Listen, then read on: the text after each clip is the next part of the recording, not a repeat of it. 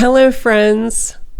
I'm Laura Barat, and I'm an astrologer that uses the tropical zodiac with Vedic and Western techniques. And today I'm talking about one of those techniques. So this video is about the house from the planet, or the house from the Karaka. And it's a known technique in Vedic astrology. However, it's not used as much as I think it should be, and you can also use it in Western astrology. You can apply it to Western astrology and Western charts with the wheel. If you use whole sign houses, okay? And it's really simple, and it gives great results. So I really want to talk about this technique today. And so how you do it is, there are two ways a planet operates.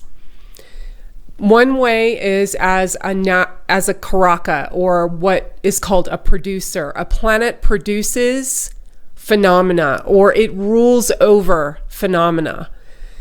And so like Venus produces your marriage.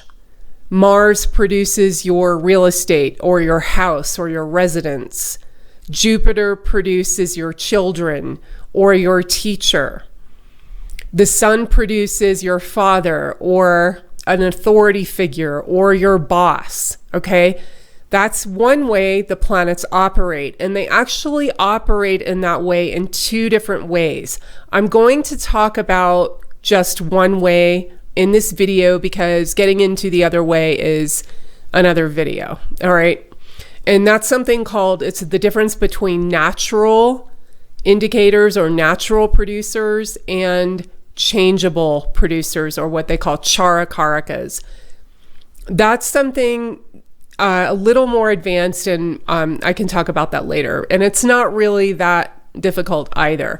But so the planets all rule over something, and then planets operate as house lords.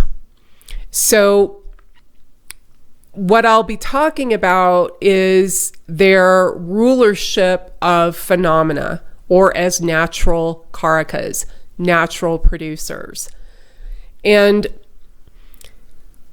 there is a principle in Vedic astrology called the house from the house, bhavat bhavam, all right? And what it means is that the house from the house has secondary connotations of that house. For example, you have the 10th from the 10th is the 7th house. So the 7th house has secondary connotations of the 10th house. The 3rd from the 3rd is the 5th house. So the 5th house has secondary connotations of the 5th.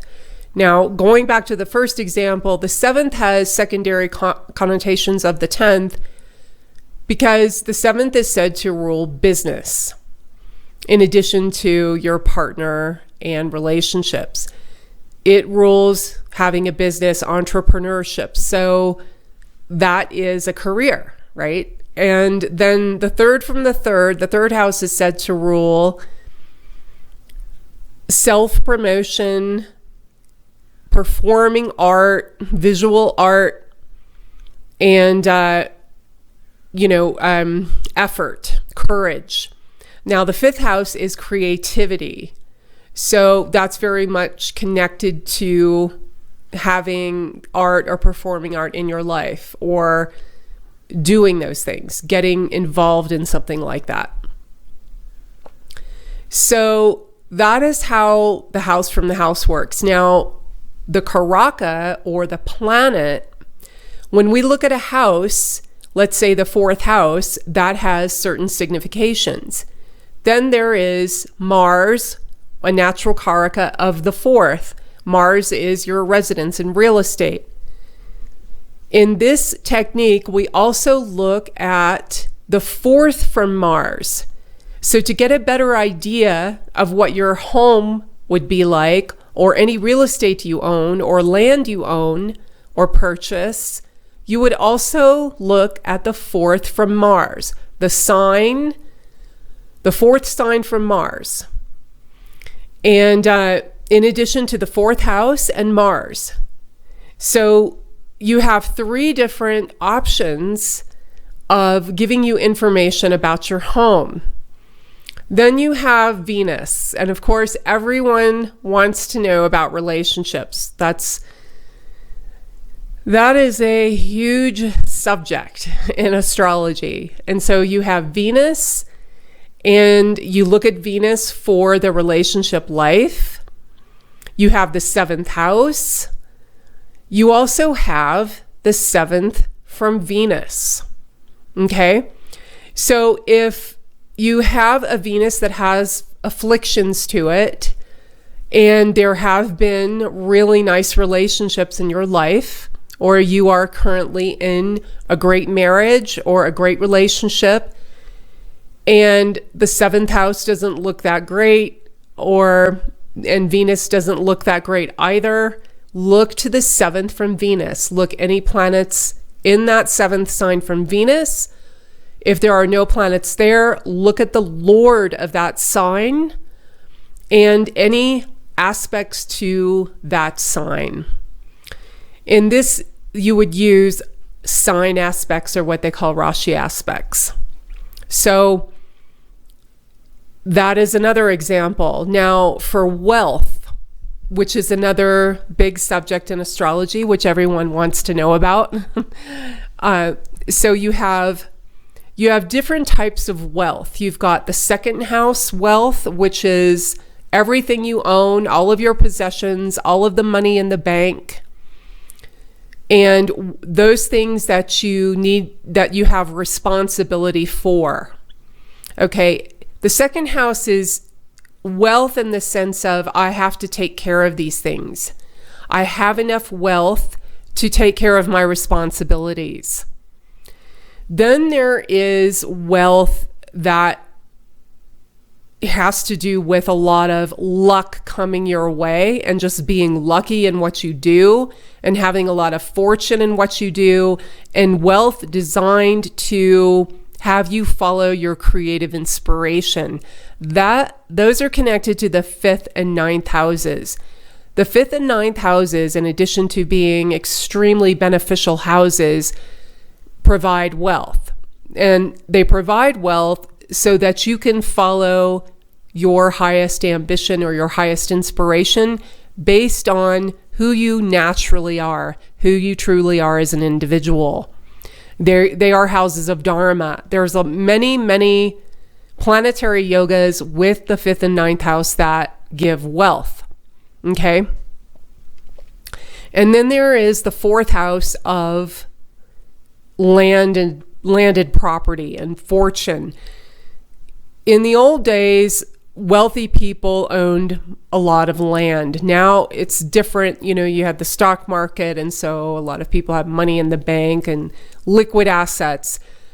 But in the old days, land meant wealth. It could produce the land could produce more and could produce more wealth. So the 4th house is considered to be wealth that is disposable, or extra money to buy whatever you want, not needed for responsibilities and not really needed to further your creative ambition or inspiration. Okay? So you would look at a lot of different houses for wealth based on those descriptions that I gave. And you would look at the 5th and 9th from Jupiter. So take your Jupiter in your chart, look at the 5th sign and the 9th sign from Jupiter to see if wealth, or get an idea of the person's wealth coming, so that they can follow their creativity, they can follow their inspiration, they can use it to benefit themselves and others, and the wealth flows through them. So anybody starting a company that has a lot of luck with that company, it just takes off, people are interested in the product, that's more of a 5th and 9th type of wealth. Okay? Then, so Jupiter is the big planet of wealth. There is another planet of wealth, and that is Mercury. The reason Mercury is a planet of wealth an opportunity is because Mercury rules our shares. Mercury rules shares and portions. Mercury rules getting our share in life. Mercury is the ruler of the earth element. And there is a Mahaparusha yoga with Mercury. When Mercury is in an angle, either exalted or in his own sign, that gives something called Bhadra Yoga, which is an extremely beneficial yoga. And usually the person has a lot of opportunities on the earthly plane. They acquire a lot of financial and material resources. So this is a highly beneficial yoga for wealth because Mercury is a planet of wealth and getting our share of something. Some people get more shares, some people get less. When Mercury is the fourth planet, Mercury is connected to the fourth house. And so that shows throwaway disposable income or massive fortune coming our way. Especially if you win something, if you win money by something you've done, like if you are an athlete, you win a golf competition, you win a big payout or a big purse, that is considered to be the fourth house. You're getting a huge share of something. So Mercury, you want to look at Mercury for material and financial resources as well, and especially the fourth from Mercury.